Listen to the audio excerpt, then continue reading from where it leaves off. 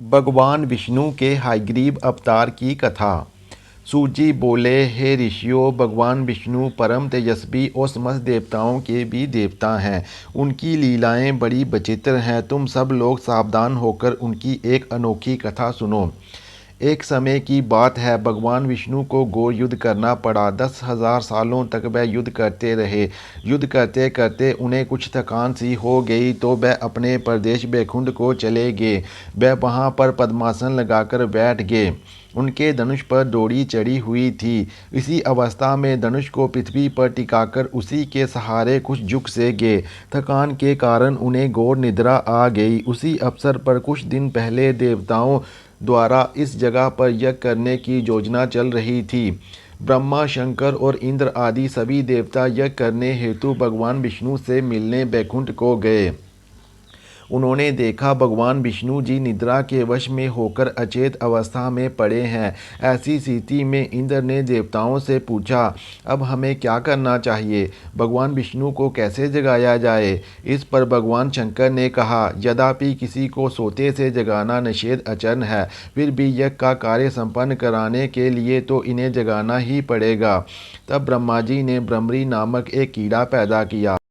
उन्होंने सोचा, धनुष पृथ्वी पर ही है, ये कीड़ा धनुष की तात काट देगा। इससे रस्सी के कटते ही झुका हुआ धनुष ऊपर तन उठेगा। इस प्रकार श्री विष्णु की निद्रा भंग हो जाएगी तथा देवताओं का कार्य सिद्ध होने में कोई संदेह नहीं रहेगा।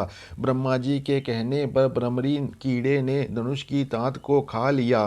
धनुष के बंधन मुक्त हो जाने पर चारों ओर अंधकार फैल गया। इतना ही नहीं, भगवान विष्णु का मस्तक कुंडल और मुकुट सहित कहीं उड़कर चला गया। कुछ समय के बाद अंधकार दूर हो गया। तब भगवान शंकर और ब्रह्मा जी ने देखा कि विष्णु जी का श्री विग्रह बिना मस्तक के पृथ्वी पर पड़ा हुआ है। ये दृश्य देखकर भगवान शंकर और ब्रह्मा जी की आंखों से आंसू टपकने लगे। वह दोनों विलाप करने लगे, हे स्वामी, ये कैसी विचित्र घटना घटी है। ब्रह्मा जी ने कहा, आप सब उस सनातन में विद्या स्वरूपिणी महामाया को सम्मान करें। वह प्रकृति में भगवती निर्गुण स्वरूपिणी एवं सर्वोपरि विराजमान है। अब वह ही हमारा कार्य सिद्ध कर सकती हैं। समस्त प्राणी उन्हीं की संतान है। ब्रह्मा जी ने वेदों को जो शरीर दान किए उपस्थित थे आज्ञा दी। तदंतर शरीर दान करने वाले वेद ब्रह्मा जी का कथन सुनकर भगवती का स्तंभन करने लगे। वेद बोले, देवी, आप महामाया हैं, जगत की सृष्टि करना आपका स्वभाव है। आप कल्याण में विग्रह दान करने वाली एवं प्रकृति गुणों से भरपूर हैं। सारा संसार आपका शासन मानता है। आप बोले नाथ के कार्यों को पूर्ण किया करती हैं। जब समस्त श्रुतियाँ आपके गुणों एवं प्रभावों को समझने में असमर्थ हैं, तब हम उन्हें कैसे जान सकते हैं? अधिक क्या कहें, आप स्वयं अपने प्रभाव से अनभिज्ञ हैं। हे कल्याणकारी जगदम्बे, भगवान विष्णु का मस्तक धड़ से अलग हो गया है। क्या आप इस बात से अनभिज्ञ हैं? आप भगवान विष्णु को प्राण दान प्रदान कर शोक रूपी समुद्र में डूबे हुए देवताओं का उद्धार करने की कृपा करें। हे हाँ माता, हमें तो ये भी ज्ञात नहीं है कि उनका मस्तक कहाँ चला गया है। हे देवी, जिस प्रकार देवताओं को अमृत पान कराकर जीवित रखे हुए हैं, उसी प्रकार अब इस संसार को भी जीवित रखना आपका कर्तव्य है।